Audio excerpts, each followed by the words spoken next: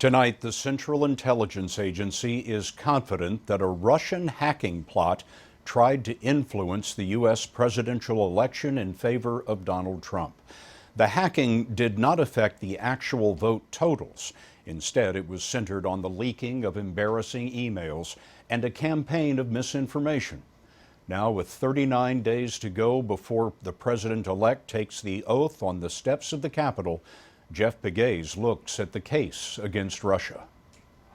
The evidence that the Russians were trying to influence the U.S. election dates back to mid-June when private emails, opposition research, and campaign information stolen from the Democratic National Committee appeared online. U.S. investigators said the Russians were to blame. Did their actions impact one candidate over another? I would say that the actions definitely were more detrimental to one candidate than the other. Adam Myers works for CrowdStrike, the cybersecurity firm that investigated the hack and that works closely with U.S. intelligence. What did you see? Imagine, somebody breaks into a bank and they use some sort of special saw to cut through the safe. We found that saw as they were using it. So you caught them in action? We did. Myers says the cyber attacks began with Russian-backed hackers he nicknamed Fancy Bear and Cozy Bear.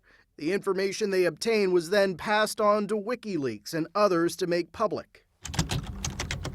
The hackers also gained access to some Republican files, but that information never became public. Even after being exposed, the hacks against Democrats continued. This is pretty bold. This is pretty brazen in a lot of ways. It's very Russian. What do you mean by that? I don't think that the Russians are shy or would necessarily pull back after something like that happens. They're doing their thing.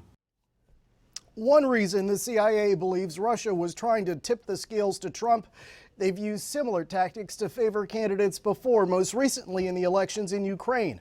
Scott, no one is saying that the actual vote count in the U.S. was hacked. Our Homeland Security correspondent, Jeff Pegues. Jeff, thank you.